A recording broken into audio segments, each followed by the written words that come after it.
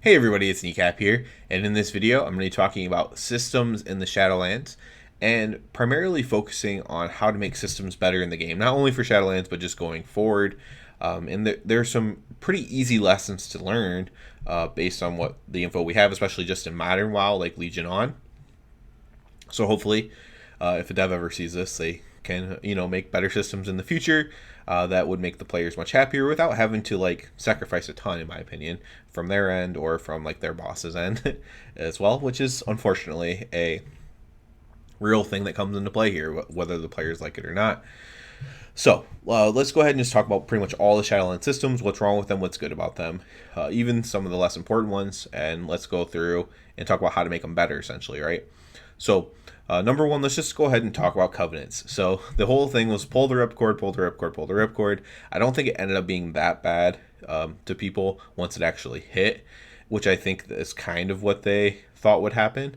I still think now that I've actually played for a long time, I was like, it's probably going to be fine, guys. It's probably going to be fine. The differences won't be that bad. They'll at least try to balance the differences and whatnot. And frankly, they've done a decent job balancing them. Someone will always point out a indication or a class spec combo where it's completely not balanced to where like it's like 7% or 10% or possibly even more difference than the second best covenant, and which is extremely unfortunate. But I don't think it's been as huge of an issue, but it's definitely an issue, right? I'm not trying to say it's not an issue. So I think they've already basically said, I think Ian Hazakosis said in an interview that it's kind of not working the way that they wanted it to, and that they probably won't do it again in the future. So what they were trying to do is give you another class choice, essentially. People didn't want to hear this when people were explaining it, and no one's gonna. And what I learned is no one's gonna look at it this way, even if that's the way they want them to look at it, even if that's the way I can force myself to look at it. People aren't gonna look at it like that. So you choose your race, or you choose your faction, choose your race, choose your class. That's your most important thing you choose. Then from there you choose your spec. Well, imagine if Covenant, in terms of importance, was right after class, and that's kind of what they were going for there. Whereas you can only change your class via like real money payments, you could change your covenants with a lot of work in game, and that's kind of the way that they viewed it. And people just refuse to view it that way. And it's you. They wanted you to view it as, well, if you chose a Venthyr mage instead of a Night Fae mage, Fire mage in 9.0, then it would be this. It's like, if mage wasn't that strong and you wanted to instead be mage is a bad example because of how strong mage is, but let's say you wanted to be like an unholy DK or something in 9.0 because it was just better or something, well then you can't just change that. You're a mage, you don't get death grip because you're a mage, and so they're saying you don't get the shifting power and stuff because you're a mage, or because you're not Night Fae, so they're trying to create this thought process, and it just never took. The community never took to it. The community never cared for it, and it is just the way it is. At this point in the expansion, I do actually think by the end of it they will make it swappable, and the players will win. They'll say LOL, fix the game by the end of it. Paid beta, all the memes, and in some cases this is actually one where it is deserved, because the players were telling you that they weren't going to accept it. It didn't matter if the idea was sound, because the players already decided they weren't going to accept it. They viewed covenants, excuse me. The players were going to view covenants as a talent tree instead of as a class choice, and I think that's what Ian meant, or Ian, I don't know, meant when he said that. I kind of veiled. He kind of said, "Yeah, it's not working as we thought, and it's probably not something we're going to pursue in the future." And I think the thing that they're not going to pursue in the future is trying to make something that's like a class choice, because I just don't think the players are going to buy into it. And so I do think by whether it's 9.2, 9.3, you will just be able to swap your covenant freely. Maybe not even freely. Maybe it just takes like a day or something like that. So that way you're not swapping between bosses, for example. That's something they would really want to go against. Or maybe just like a weekly thing, like you choose your covenant at the reset or something that you want to go with for that week. But I think it'll be something like that along those lines. I think the players will win on this one. Blizzard will get memed on hard. People will end up enjoying it a lot, of course, which will be good. But I do think that'll be the way that goes. Next, let's go ahead and talk about Conduit Energy. So, Conduit Energy, this was actually probably the most contentious one, even more than the Covenants and stuff. For whatever reason, I think Conduit Energy was the one that's really hated, and I kind of understand why, because it is just kind of like this arbitrary thing that they put in. I do try to explain this to people though. So there are those of us who just don't want to switch everything in between every boss, and you go and the common thing is, then don't. You're not a serious player. Well, what if you are? But what I'm trying to tell people is there are serious players who don't want to do it. That doesn't mean that I won't do it if it's easy for me to do. Like if I had to change three, I'm lucky. My conduits are really easy for rat. But if I had to change like 3 conduits between every boss, I would do that, because I do try to be a very min max player.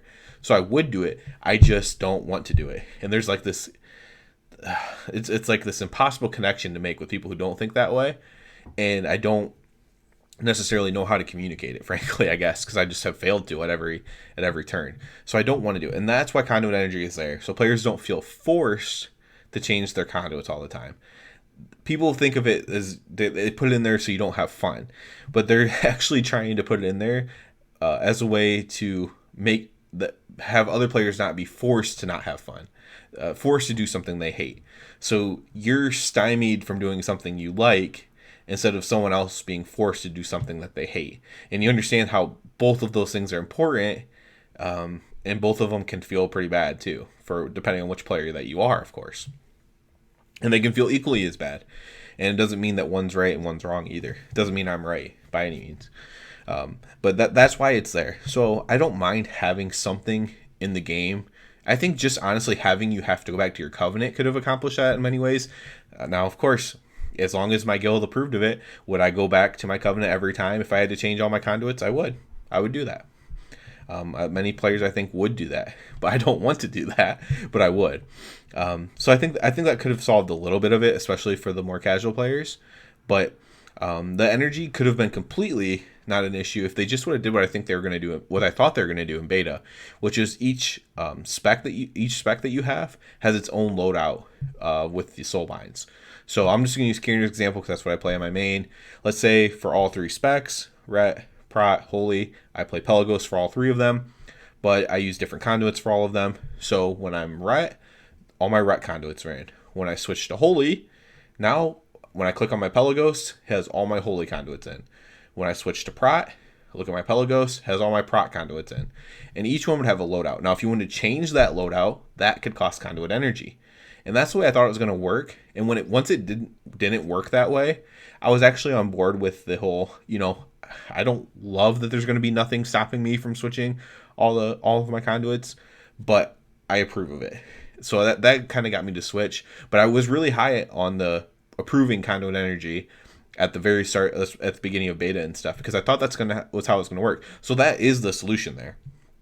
If you're ever going to institute something like this again, where you are locking out something because you're trying to avoid changing it between all the bosses, which is what their goal was, changing it between every little thing you do in the game, it doesn't just have to be in between bosses, but changing it between every piece of content you do in the game. If you're trying to block that, one of the best ways, and you're going to put in like an energy system like that, at least have loadouts for the specs. It's a good compromise.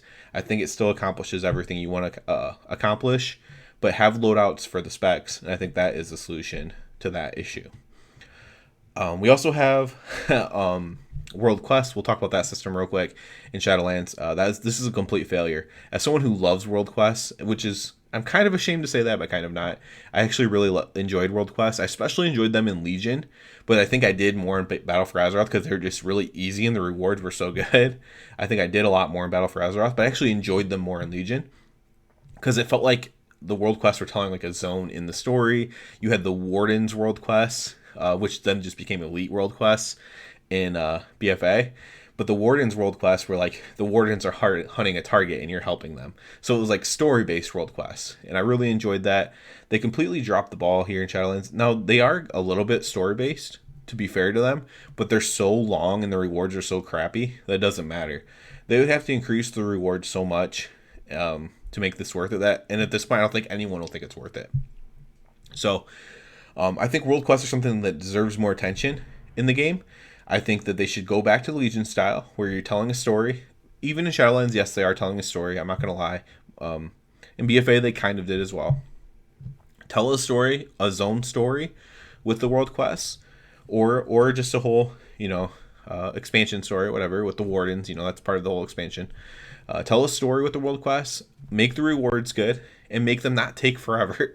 I mean, that's an easy solution there, and it is a complete drop ball, frankly, on the world quest front. Next, let's talk about Tourgas.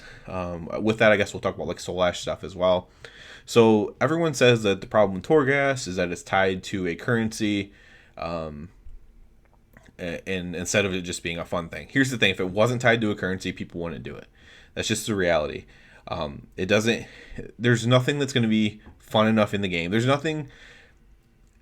If you want to play a really fun roguelike, you're just going to go buy a roguelike game or get a free roguelike game that's really fun to play, because that's what you want to play. When you play World of Warcraft, you probably either like raiding, PvPing, mythic plussing, or role playing. Probably one of those four: collecting and gold making. Maybe up to 6 things.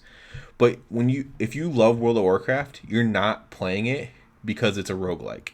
So the amount of people who are going to play Tourgas for fun only, is really low. So then you have to make really, really cool rewards, like really, really cool mounts to do in there. And then you have to make them not super easy to obtain or easy enough for everyone to obtain. And that becomes its own thing. But if you want player engagement, which is what anybody wants with any system they make, you want the players to do it. You're going to have some sort of currency reward for it, some sort of practical reward for it, beyond amount. Right? It just has to happen, because look at, and I can prove this to you. The Deaths of Chromie was an amazing thing that they put in the game. One of my first really good videos I've ever done, like where I put a ton of time, ton of editing into it, was Deaths of Chromie.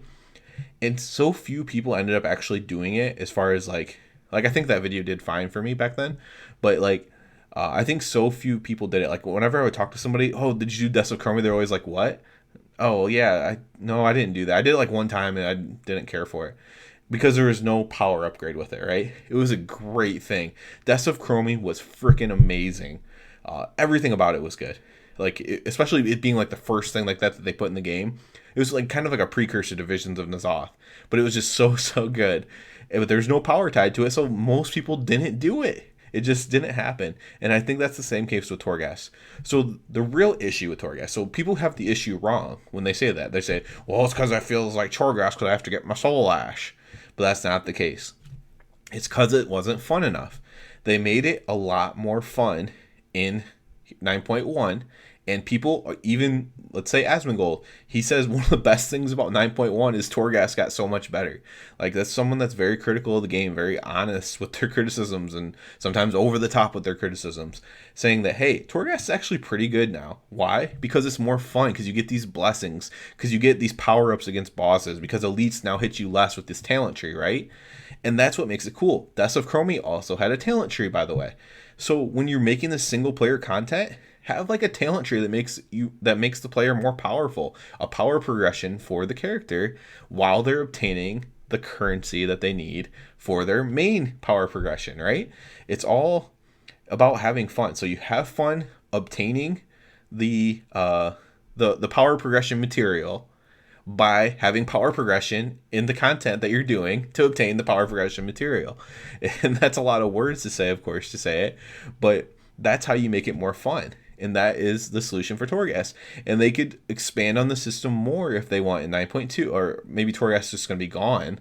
Honestly, I don't know, because we just defeated the raid for it. I don't know what they're going to do with it. But if Tourgas is still a thing, which hopefully it is, because they did make it more fun, hopefully they just expand on this talent system. Hopefully they expand on the things that you do in Tourgas and have talents that counter those things. That's cool. That's player power progression, which is why a lot of us play World of Warcraft to begin with. So, they kind of already found the solution for Tourgas. Now it's just about making that better. Give the bosses more abilities, but give us more ways to defeat the bosses quicker or take less damage from the bosses. Like even more cool talents to deal with them, but make them even harder in the next one. That would be my advice as far as Tourgas goes. So they're on the right direction with Tourgas. But you should always have some sort of player power progression beyond the anima powers, right? The anima powers at the end of the day, unless there was literally like thousands of them per spec, which would just not be feasible, frankly. Unless there were just so many of them, you were never going to really have a unique experience every time, unfortunately. It's just not the way it's going to be. You're going to choose the best loadout every time that you can. And the reason why it'd be different if there was like 1,000 options is you just wouldn't get the options pop up that you want. So you'd have to be forced to choose something else, which sometimes I am forced to choose something else, frankly. It does happen, just not very often. And yeah, instead of that, the talent system is my player power progression, and that makes it fun. So that's Tourgas. That Soul Ash too. That solves the problem with Soul Ash. As soon as it becomes fun, people don't care anymore about that. Next, let's talk about the legendary system. So legendary system, people are really up in arms about this because of the gold price of the base mat. It costs so much for your legendary. Now this is a hard one because crafting did not get a ton of love in this expansion. So for crafting, the love that they got was that they were going to be the ones to make the legendaries. Crafters are going to be the ones to make the legendaries. This has not even been a very lucrative thing because what I think a lot of like mythic raiders don't understand is a lot of casual players don't engage with systems like legendaries that much, which might be crazy to hear. But I actually had friends that are like this. I'm like, what legendary you have? They're like, oh, I don't have one. Like in Legion or something. Like, oh, I don't have one yet. I'm like, oh, why don't you just do this content to get it? And they're like, whatever. I don't care. and it's like they don't just engage with casual players don't engage with certain pieces of content if they don't want to. That's just reality, right? So crafters actually have not been making a ton of money off of crafting these legendaries. The base costs something, obviously, right? Everything has a cost. So yeah, you technically make a lot of money because like if you farm your Quarthite crystals yourself or on alts and then create using your own stock instead of like buying them, then yeah, you're making profit off those Quarthite crystals, but you're essentially selling the Quarthite crystals, right? For a price. So you're not making a ton of money off crafting is what I'm trying to say. The actual markup is actually very, very low and almost breaking even, frankly, at this point. So it was the only love they got, and it is what it is. Quarthite, eventually more and more people get it. There'll be tons of Quarthite crystals just sitting around. Prices will continue to go down for Quarthite crystals, therefore the price will continue to go down for the legendary items. And that'll be how it works. It's very unfortunate. I liked it what they tried to do there, but I think because not everybody, maybe they thought more people would engage with the system because it was craftable, or they would try to craft their own. Someone who doesn't normally do legendaries. But I think the result is the same people who really want to get the max legendary are just the same people who have always wanted to get the max legendary, regardless of what percent that is, whether that's 50%, whether that's 70%, whether that's 20%, whatever percent people who right now want to get like their 262 legendary. I think that just stays the same whether you're crafting it or whether you're obtaining it in a raid or arbitrarily like in Legion, like random drops and stuff. I think it's going to be the same people either way, and I think that's unfortunate in many ways. They tried to do it via crafting, and it just didn't kind of work, essentially. So I do hope that they go away from that. I don't want them to go away from crafting. Crafting is cool. I wish they would go back to more like a BC style crafting, where you could at least create your own stuff, even if you couldn't sell it. You could create your own really powerful armor and stuff. I would love to see return to that. We actually did have that in BFA, just with 2 slots only. Like I know for even when we've killed, even through all of N'Zoth, I was using a crafted belt because it had so much mastery on it, and mastery was my best stat. It just had so much that nothing I got was going to be better than it. So I actually used a crafted belt the whole way through, up until the very end of the expansion, a crafted blacksmithing belt. So I wish that they would go back to that, where crafting really does matter, even more than BFA. So like I said, like BC style crafting, where like the Spellfire set was amazing, just as an example, or like Deep Thunder or whatever was amazing for a weapon, at least in PvP. And so I wish that they would go back to that kind of style of crafting. But the legendary system was definitely a flop. But this isn't necessarily like them being horrible at their design or whatever. This is just a player base reacting to it, not in the way that they would have expected. They probably thought, like I said, more players would engage with the legendaries, whereas I think the same amount of players are engaging with the legendaries, and therefore it's not super helpful, and the prices aren't dropping as fast as they probably need to drop, which would allow more players, ironically enough, to engage with it because the price is so low. But yeah, it's unfortunate, but it's not like something you should kill the devs about. It's just an unfortunate swing and miss in my opinion. So now I think that's pretty much every initial system. Now in 9.1 we have the conduit and socket system. So that's the same in 9.0 and 9.1. So they actually just did an update to where now you're going to get, when you do a conduit, it will be for your spec. So this is great. People have been saying this for the whole time. If this was in 9.0, I actually think the system would be fine. I like having something I can grind. I think a lot of WoW players do, some do not. It's especially not good for alts. However, I think this could be something you account-wide unlock. This is the case with Archivist Codex, right? When you unlock that, you can actually buy them on your alts as well. I don't know if a lot of people know that, but it is kind of account-wide unlock. Actually, I think in pretty much every way it is then. So basically, you just have to grind the resource, and then you can get the stuff. So I think that's actually pretty good, right? Especially where it is now. The issue was it wasn't spec-based, so as a Rep Paladin, I could get all my holy ones before I ever got a Retribution one. That is actually the issue with it. With this change, it's fine. This change should have been in 9.0. It's too late. 100% it's too late. I'm affected by it being late. A lot of people are affected by it being late. As long as they continue it for 9.2, if there's a 9.3, if they continue it for 9.3, then I think it'll be great for those two patches.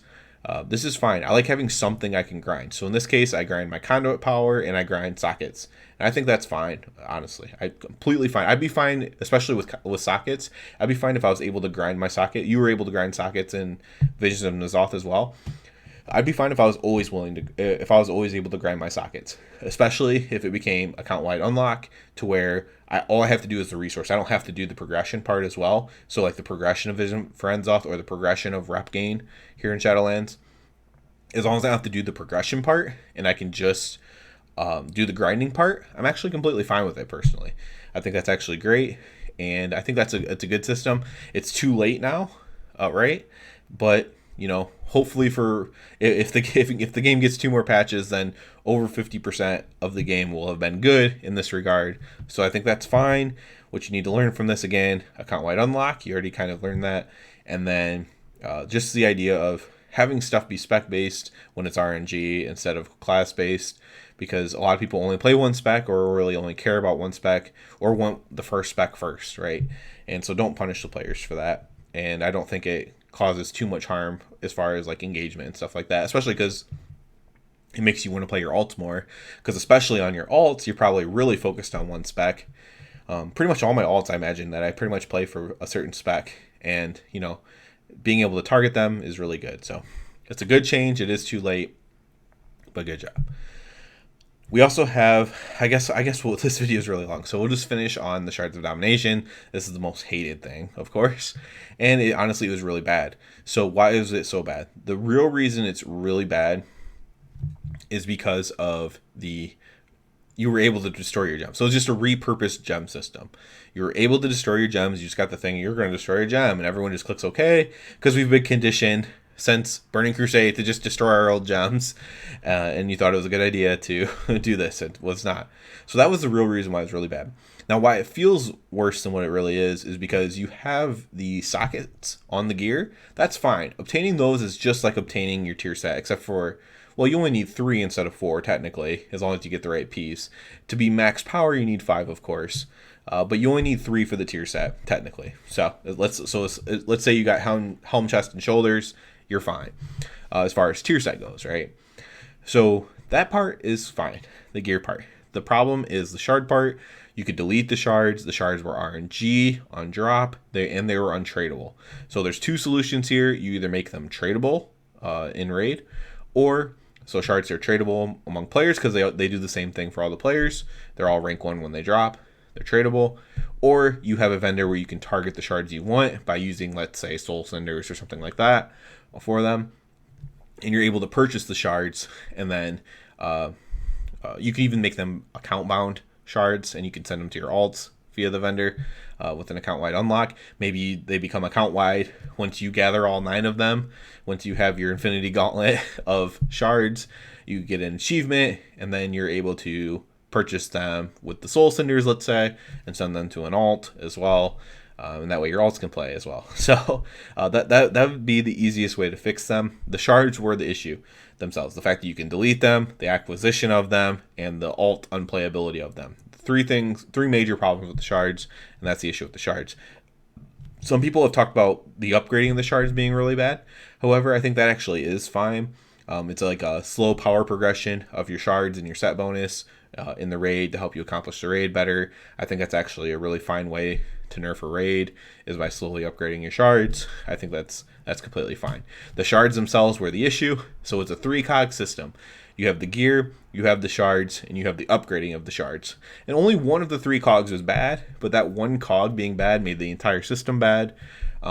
It's still not completely fixed. Now you can't delete them, that's great, but the acquisition of them is still RNG and still really bad for alts. So just like I said, if any dev comes across this in any way, I would say what you need to do, 9 shards, achievement, your main can now purchase the shard. Anybody can, any of your characters can, because you have the achievement, count-wide achievement. You can now purchase the shards from Bonesmith Hymir, or from Death's Advanced Quartermaster, or from Archivist Codex Quartermaster. Doesn't matter. Probably purchase it for Soul Cinders. That would make sense with the narrative the most, I suppose. You can now purchase these shards, because so many people have cleared the raid. There's just shards everywhere, and now you can purchase these shards and send them to your alts as well. The same thing could be happening with Stygian Embers for alts as well, where you can purchase them perhaps after you unlock a tier 5 set bonus. You get an achievement. Now you can purchase Stygian Embers, account-wide achievement. You can now purchase Stygian Embers, send them to your alts. You can purchase them on your alts if you have the currency, things like that. So that's how you fix it. And that would make it so much better than what it currently is. It's a long video. There's a lot of systems in Shadowlands. I really hope that they can turn things around for the game. Like, probably half the stuff in the systems is fine, and then the other half just needs improvement. The general consensus is targeted vendors, account-wide unlocks. Every system that you make as a dev, think to yourself, could this use a targeted vendor? After a certain amount of time, after a certain achievement, after a certain amount of guilds clear the raid, could this use targeted unlocks? Then think to yourself, could this use account-wide unlocks? After a certain amount of time, after a certain amount of achievements, whatever, could this use an account-wide unlock? And have these things in the game. It helps for alts, it helps for mains with the targeting, and it's just a great thing to have. I do like the way the targeting would help is if you could target. So I said after you get all the shards, you could purchase the shards. So that wouldn't help you in acquiring the shard. So in that case, maybe you could also make them tradable as well to help them acquire them on your main more. But just creative solutions that don't undermine your systems, they just make them better. And that's just the general thing that I want to get across is the systems aren't necessarily bad. It's just they're not creative enough and they're not good enough. Like, even if they're meh, they're not good. And so you can make them better with just a little tweaking, just adding a vendor here and there, just adding an achievement here and there, and you can make it so much better. So that's it for this really, really long video, way too long video. As always, I do ask you to please subscribe to the channel because it helps me out so much. And other than that, everybody, have a good one.